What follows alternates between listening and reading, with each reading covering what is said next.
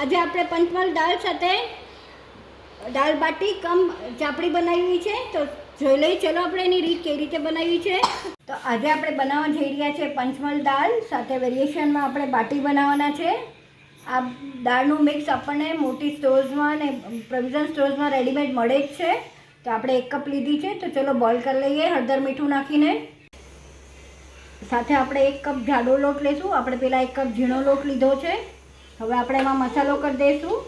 આપણે 1 ટીસ્પૂન કસૂરી મેથી લીધી છે અને હાથેથી ક્રશ કરીને એડ કરી દઈશું. અજમા છે ઇક્વલ પ્રપોર્શન 1 ટીસ્પૂન લઈશું, એ પણ ક્રશ હાથેથી કરીને એડ કરી દઈશું. ધાણા છે 1 ટીસ્પૂન અને વરિયાળી 1 ટીસ્પૂન, બેઉને અધકચરી ખાંડી લઈશું. તો હવે આપણે આમાં અધકચરા વાટેલા આખા ધાણા જે ક્રશ કર્યા છે એ 1 ટીસ્પૂન અને સાથે 1 ટીસ્પૂન વરિયાળી, બે મિક્સ જ છે. હું ખાલી બતાડી રહી છું કે આપણે 2 ટીસ્પૂન એડ કર્યા. Salt according to your taste. સાથે આપણે મુઠ્ઠી પડતું મોણ નાખશું એમાં. એકદમ ફરસી બાટી બનાવવાની છે. આપણે તળીને બનાવવાના છીએ, જેમ કે આપણા ગુજરાતી લોકોમાં બી ચાપડી જે બને છે સેમ એ જ રીતે બનશે આ પણ. બસ હવે બધું મિક્સ કરી લઈએ.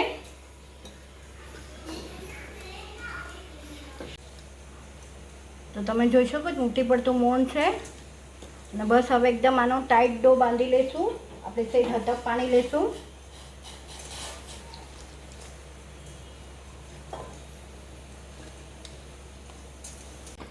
તો બસ જો હવે આવો કઠણ લોટ બાંધી દેવાનો છે એકદમ. ને હવે આપણે આને ઢાંકીને રહેવા દઈશું. હવે દાળની પ્રિપેરેશન કરશું આપણે. તો હવે આપણે એક મિક્સર જાર લઈ લઈશું, જેમાં આપણે 3 થી 4 લીલી મરચી એડ કરશું, 1 આદુનો ટુકડો એડ કરશું, લીમડો 8 થી 10 નંગ, 2 ટમેટા ચોપ કરીને અને રફલી ચોપ કરેલા કાંદા એડ કરશું અને આ બધું જ આપણે ક્રશ કરી લઈશું. તો આ આપણે તેલ લઈ લઈશું કડાઈમાં.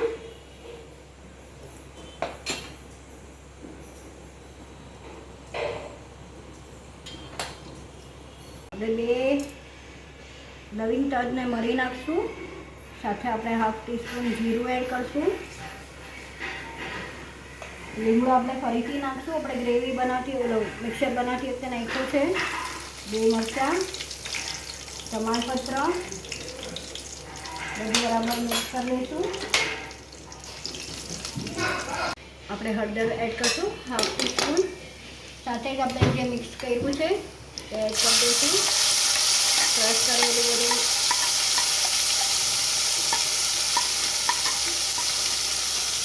બીજું છે પાણી નાખીને આપણે એડ કરી દઈશું.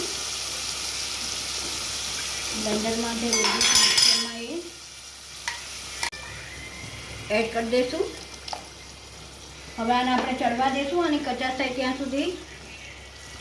તો આને આપણે ચડવા દઈશું તેલ છૂટે ત્યાં સુધી આમાં મિક્સ કરવાનો મસાલો આપણે સોક કરી લઈએ. આપણે લાલ મરચાં એડ કર્યા જ છે. આપણે 1 ટીસ્પૂન લાલ મરચું અને ઇક્વલ પ્રપોર્શનમાં આપણે ધાણા જીરું એડ કરીશું. આમાં આપણે બીજો કોઈ એક્સ્ટ્રા ગરમ મસાલો કંઈ એડ નથી કરતા. જે ખડો મસાલો એડ કર્યો છે એ જ છે. પાણી નાખીને આને સોક કરી લઈએ.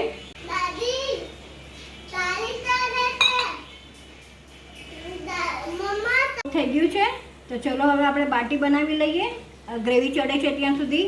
આપણે તેલ મૂકી દીધું છે કઢાઈમાં ગરમ થવા. આપણે લોટ બી ચેક કરી લઈએ. તો ચલો આપણે બાટી બનાવવાના છે, જે ચાપડી સ્ટાઇલ બનાવશું આપણે તળીને. આપણે નાનું ગોળનું લઈ લઈશું.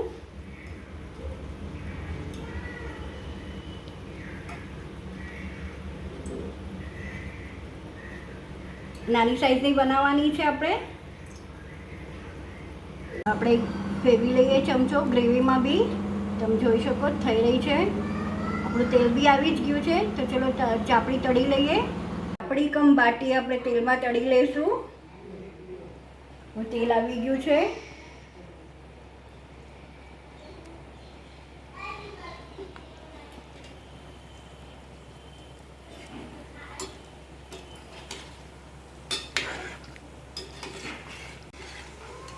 તમે જોઈ શકો છો એકદમ બદામી રંગની આપણી બાટી કમ ચાપડી બની ગઈ છે.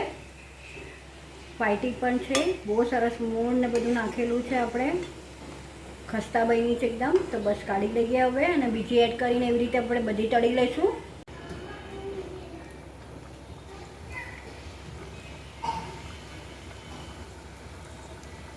તો તમે જોઈ શકો છો આપણી બાટી ખરી એવી ફૂલી રહી છે, સાઈઝ ડબલ થઈ રહી છે અને ક્રિસ્પી પણ છે ઉપરથી ને અંદરથી સોફ્ટ. તો બસ હવે બાટી તળાઈ રહી છે અને આપણી ગ્રેવીમાંથી તેલ પણ છૂટું પડી ગયું. તો આપણે દાળ બનાવી લઈએ. તો તમે જોઈ શકો છો ગ્રેવીમાંથી તેલ છૂટું થઈ રહ્યું છે અને આપણી દાળ બી બહુ સરસ એવી બફાઈ ગઈ છે. તો હવે આપણે દાળ એડ કરી દઈએ. 1.5 ગ્લાસ પાણી એડ કરી દઈશું, બોઇલ થવા દઈશું જેથી કરીને દાળમાં બધો ટેસ્ટ બેસે. તો આપણી દાળ સારી એવી ઉકળી ગઈ છે. તો હવે આપણે એનો વઘાર કરી લઈએ. તેલ એડ કરી દઈશું 2 ટેબલસ્પૂન. આપણે લસણ એડ કરી દઈશું, કચરું વાટેલી લીધેલું છે. સાથે આપણે જે મિક્સર હતું એ થવા દઈશું.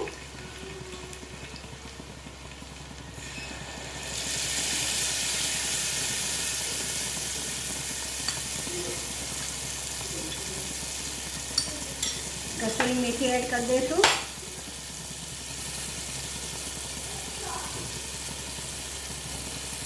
મિક્સ કરી લઈએ. હવે આપણે દાળ ઉપર પોર કરી દઈશું. દાળ ઉપર આપણે પોર કરી દઈશું બરાબર. એક બોઇલ લઈ જેથી કરીને આનો પણ ટેસ્ટ બેસી જાય દાળમાં. આપણે સર્વ કરી દઈશું. આપણે મીઠું એડ કરી દઈશું, મિક્સ કરી લઈએ.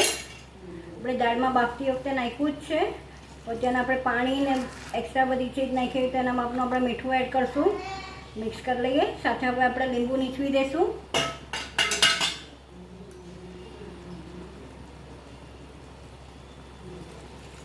લીંબુ ઓપ્શનલ છે, ઘણા લોકો ખટાશ નથી એડ કરતા કેમ કે ટમેટાની ઓલરેડી હોય છે એટલે. તો આપણે ચાપડી સાથે ખાવાના છીએ તો ખાટો મીઠો તીખો ટેસ્ટ સારો લાગે છે દાળનો.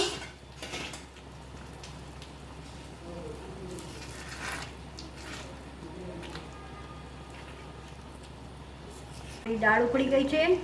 ચાપડી કે ચાપડી કહીએ કે બાટી આપણે બનાવી છે, બધું મિક્સ બધા દેશનું મિક્સ કરીને જે રેસીપી બનાવી છે. તો બસ એ પણ રેડી છે, સલાડ બી રેડી છે. તો ચલો સર્વ કરી દઈએ. તો સર્વ થઈને રેડી છે મારી પંચમલ દાળ, જેની સાથે મેં ચાપડી કમ બાટી સર્વ કરી છે. આઈ વિશ તમને મારી આ રેસીપી ગમી હશે. જો ગમી તો લાઈક અને સબસ્ક્રાઈબ કરવા ન ભૂલતા. આવી જ નવી રેસીપી સાથે આપણે ફરીથી મળતા રહીશું. Till then bye, take care.